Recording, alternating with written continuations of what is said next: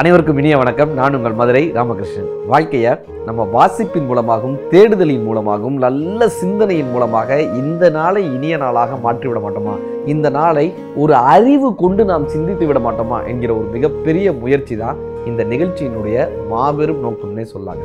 Sir, இப்போல்லாம் செய்தியை திறந்தாலே அல்லது ஃபேஸ்புக், இன்ஸ்டாகிராம், சமூக வலைதளங்களை ஓப்பன் பண்ணாலே யாரோ ஒருத்தருக்கு டைவர்ஸ்ன்ற செய்தி வந்துக்கிட்டே இருக்குங்க. இல்லை 29 வருட வாழ்க்கை, இல்லை 30 வருட வாழ்க்கை, இல்லை 50 வருட வாழ்க்கை, 10 வருட வாழ்க்கை முறிவு, யாரோ ஒருத்தரினுடைய விவாகரத்து செய்தி நமக்கு வந்து கொண்டே இருக்கு தினமே.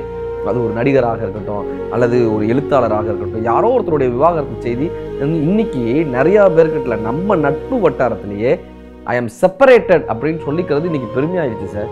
ஒரு கட்டத்தில் குடும்பத்தை விட்டு நான் தனியாக வந்துட்டேன் அப்படின்னு சொல்றது இன்னைக்கு சாதாரண ஒரு விஷயமாக மாறிக்கொண்டே வருது. ஞாயிற்றுக்கிழமை கூட குடும்ப நல நீதிமன்றம் செயல்படும்னு இன்னைக்கு தீர்ப்பு கொடுத்துருக்காங்க. மதுரையில் இருக்கக்கூடிய கோர்ட்ல இருந்து ஞாயிற்றுக்கிழமை முதற்கொண்டு செலவு பண்ணுவோம். அவ்வளவு விவாகரத்து கேஸ் வந்து உட்காந்துருக்கு சார். இன்னைக்கு எதனால இந்த குடும்பம் நடத்த முடியல, அந்த விவாகரத்தை விட்டு பிரிந்ததுக்கு அப்புறம் அவங்களுடைய வாழ்க்கை எப்படி இருக்குன்னு சமீபத்தில் ஒரு டாக் ஷோ ஒரு அம்மா சொல்றாங்க, எனக்கு விவாகரத்தாகி 15 வருஷம் ஆயிடுச்சு சார். ஆனால் என் கணவர் வந்து ஏதோ எங்களுக்குள்ள ஒரு மனக்கசப்பு ஏற்பட்டுச்சு.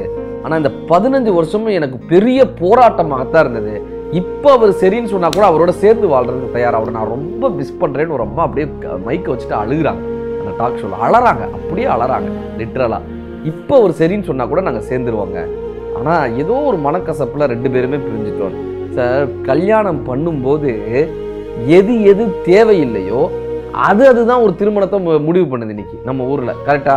சொத்து எவ்வளோ இருக்கு, பணம் எவ்வளோ இருக்கு, அவன் என்ன வேலை பார்க்குறாங்க, என்ன இதெல்லாத்தையும் தாண்டி சார், சொத்து என்ன இதெல்லாம் தாண்டி அந்த பொண்ணு என்ன படிச்சிருக்கு, இந்த படிப்பு, பணம், இது எல்லாத்தையும் தாண்டி ஒருவருக்கு ஒருவர் பிடித்திருக்கான்னு பார்க்கணும். ஒருத்தருக்கு ஒருத்தர் சகிப்புத்தன்மை இருக்கான்னு பார்க்கணும். அவர்களுக்கு திருமணம் செய்து குடும்பம் நடத்தக்கூடிய பக்குவமான மனநிலை இருக்கான்றதை தெரிஞ்சுக்கணும். இது எல்லாம் தெரிந்த பின்பு தான் இவங்க ஒருவருக்கு ஒருவர் பேசி ஒரு முடிவெடுத்த பின்பு தான் அந்த திருமணம் நடக்கணுமே தவிர ஒரே சாதியில் பிறந்து விட்டார்கள்ன்றதுக்காகவோ, ஒரு அந்தஸ்தில் இருப்பவர்கள்ன்ற காரணத்துக்காகவோ, சொந்தங்களாக இருக்காங்கன்ற ஒரு காரணத்துக்காகவோ, ஒரே ஊருக்குள்ள இருக்காங்கன்ற ஒரு காரணத்துக்காகவோ, அல்லது அப்பா அம்மா சொல்லிட்டாங்கன்ற ஒரு காரணத்துக்காகவோ பொண்ணை கல்யாணம் பண்ணிக்கக்கூடாது சார், இல்லை பையனை கல்யாணம் பண்ணிக்கக்கூடாது சார், 2 பேரும் இப்படி பண்ணாங்கன்னா இந்த குடும்பம் ஏதோ ஒரு வகையில் பிரச்சனைக்குள்ளாரையே நடந்துக்கிட்டே இருக்கு சார். படித்தால் மட்டும் போதுமான ஒரு படம் அந்த காலத்தில். இப்போ சிவாஜி கணேசன் அவர்களுக்கு பாலாஜி பொண்ணு பார்க்க போவார், பாலாஜி அவர்களுக்கு சிவாஜி கணேசன் பொண்ணு பார்க்க போவார். இவங்க 2 பேரும் அந்த பொண்ணு எப்படி இருந்தாங்கன்னு பேசுவாங்க. பொன்னொன்று கண்டேன் பெண் அங்கு இல்லை, ஏனென்று நான் சொல்ல வேண்டுமா, பூவொன்று கண்டேன் முகம் அங்கு இல்லை, ஏனென்று நான் சொல்ல வேண்டுமா. இந்த பொண்ணு எப்படி பார்த்தான், துள்ளி வரும் வெள்ளி நிலா துவண்டு விழும் கொடி இலையால் விண்ணோடு விளையாடும் பெண்ணந்த பெண்ணல்லவோ. அப்படியே அந்த பெண்ணை பற்றி அப்படி எக்ஸாகரேட் பண்ணி சொல்லுவார். விண்ணோடு விளையாடும் பெண்ணந்த பெண்ணல்லவோ, நடமாடும் மேகம் நவநாக ரீகம் பழங்கால சின்னம் அழகாக மின்னும், இப்படியெல்லாம் எக்ஸாகரேட் பண்ணி சொல்லி கடைசியா சார் சிவாஜி கணேசன் ஒருத்தர் கல்யாணம் பண்ணிப்பாங்க. அந்த பொண்ணுக்கு இவரை பிடிக்கவே பிடிக்காது, இவருக்கு அவங்கள பிடிக்கவே பிடிக்காது. அவங்க ரொம்ப நாகரீகமான ஆளாக இருப்பாங்க, இவர் ரொம்ப கிராமத்து சார்ந்த ஒரு மனிதராக இருப்பார். 2 பேருக்கு எப்போ பார்த்தாலும் ஒரு பிரச்சனை வந்துக்கிட்டே இருக்கும். அப்படியான பிரச்சனை எதில் கொண்டு போய் விடுதுன்றது தான் இந்த கதையினுடையது. அப்போ உங்களுக்கான வாழ்க்கை துணையை நீங்கள் தேர்ந்தெடுக்கணும்னா நீங்களே தான் முடிவெடுக்கணும். நீங்களே தான் அவங்கள பார்த்து சரியான முறையில் முடிவெடுக்கணும். 1. 2வது, திருமணம் நடந்த பின்பு நம்மளுடைய மனநிலை எப்படி தெரியுமா இருக்கணும், இந்த கேமரா மாதிரி இருக்கக்கூடாது. கேமரா மாதிரி இருக்கக்கூடாது, கண்ணாடி மாதிரி இருக்கணும். அது என்ன சார் கேமரா மாதிரி இருக்கக்கூடாது கண்ணாடி மாதிரி இருக்கணும்? இப்போ கண்ணாடி நம்ம போய் நிற்கிறோமா அப்படியே நம்மளை காட்டுதா?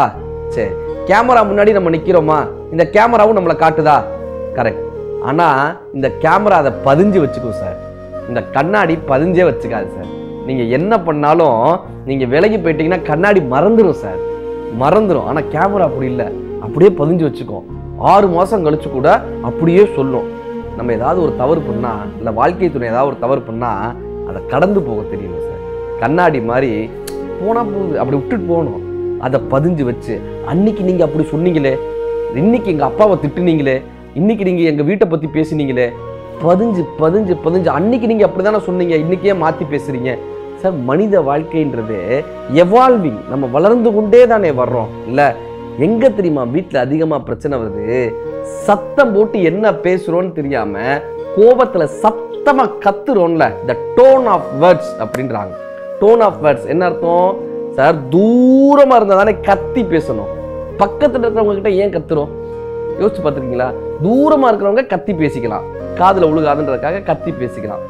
பக்கத்துல நிக்கிறாங்க, ஒரே ரூம்குள்ளதான் 2 பேர் இருக்காங்க, ஆனா இவர் கத்த அவங்க கத்த, ஏன் கத்தணும்? ஏன் தெரியுமா? மனிதர்கள் 2 பேரும் பக்கத்துல இருக்காங்க, மனங்கள் 2ம் பிரிஞ்சு போயிடுச்சு, மனங்கள் 2ம் தூரமா இருக்கு. இப்ப தூரமா இருக்கக்கூடிய மனதுல கத்தி தான் சண்டை போட வேண்டியதா இருக்கு.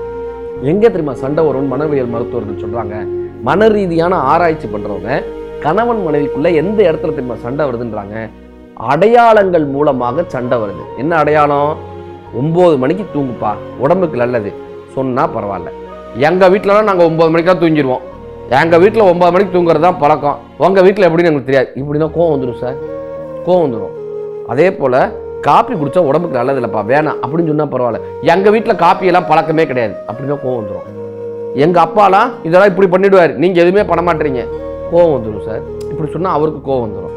இப்படி வீட்டில் இந்த அடையாளங்களை தவிர்ப்பது நல்லது. நான் கணவன்ற முறையில சொல்றேன் இதை செய் அப்படின்னா அவங்க செய்ய மாட்டாங்க. அதே போல எங்க வீட்டில் நாங்கள் இதுதான் பழகிருக்கோம், நான் இப்படிதான் செய்வேன் அப்படின்னா அவங்க செய்ய மாட்டாங்க. இந்த அடையாளங்களை துறக்குவதற்கு யார் தயாராக இருக்காங்களோ, துறப்பதற்கு யார் தயாராக இருக்காங்களோ அவங்களால மட்டும்தான் குடும்ப வாழ்க்கையை நடத்த முடியும். ஒருத்தன் ஒரு அழுக்கு தொப்பி வச்சுக்கிட்டு இருந்தான். இந்த அழுக்கு தொப்பியை ஏன்டா வச்சிருக்க, இதை தூக்கி போடண்டான்னு பாதி பேர் சொன்னாங்க. அவன் தூக்கி போடவே இல்லை. இந்த தொப்பியை பார்த்தாலே கண்டுபிடிச்சுடாங்க இவனோட தொப்பி தான்.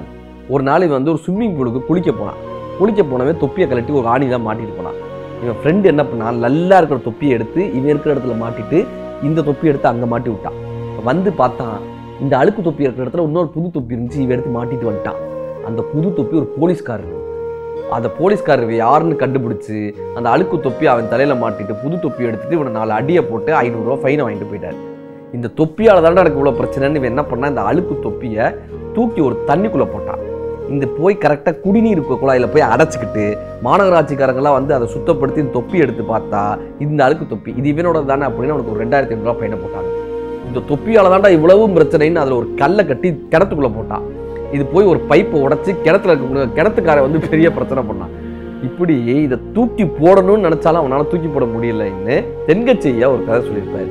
குடும்பம் இதே மாதிரி தாங்க, சில இடத்துல மெல்லவும் முடியாது, முழுங்கவும் முடியாது. குடும்பம்ன்றது அப்படிப்பட்டது தாங்க. சரி, இடிகள் தான் சத்தம் போடும், வானவில் சத்தம் போடவே செய்யாது. சின்ன சின்ன சண்டைகள் பெரிய பெரிய பிரச்சனைகளை உருவாக்கும். அதே மாதிரி சின்ன சின்ன சமாதானங்கள் பெரிய பெரிய பிரச்சனைகளை தீர்த்து வச்சிடும். கண்ணதாசன் ஐயா சொல்றாரு, வளர்ந்த கலை மறந்து விட்டால் கேளடா கண்ணா, அவள் வடித்து வைத்த ஓவியத்தை பாரடா கண்ணா, குடும்ப கதை போதுமென்று கூடுடா கண்ணா, இதில் கூட வேறு இந்த கலைகள் தேவையா கண்ணா, தினம் தினம்தான் கோபம் கொண்டால் ஏனடா கண்ணா, அவள் தேவை என்ன ஆசை என்ன கூறடா கண்ணான்னு இவர் கேட்பார். அந்த பொண்ணு சொல்லுவாங்க, நினைப்பதெல்லாம் வெளியில் சொல்ல முடியுமா கண்ணா, அது நீ பிறந்த பின்பும் கூட முடியுமா கண்ணான்னு கேட்டிருப்பாங்க. பல பேர் நான் நினைக்கிறத வெளியே சொல்ல முடியாமல் இந்த வாழ்க்கையை வாழ்ந்து கொண்டிருக்காங்க. இந்த குடும்பத்தை எப்பப்பா மகிழ்ச்சியாக இருக்கும்னா, பொன்னை விரும்பும் பூமியிலே என்னை விரும்பும் ஓர் உயிரே, புதையல் தேடும் உலகத்திலே இதயம் தேடும் ஓர் உயிரேன்னு எழுதியிருப்பார்ல. அப்படி எந்த எதிர்பார்ப்பும் இல்லாமல் அன்பை தேடக்கூடிய குடும்பம் மகிழ்ச்சியான குடும்பமாக இருக்கும். கணவனும் மனைவியும் அன்பை பரிமாறிக்கொள்ளும் போது அந்த வீடு மகிழ்ச்சியின் ஊற்றாக, மகிழ்ச்சியினுடைய எல்லையற்ற ஒரு ஆனந்தமாக அந்த வீடு திகழும். உங்கள் குடும்பம் அப்படியான குடும்பமாக இருக்கட்டும். நன்றி, வணக்கம்.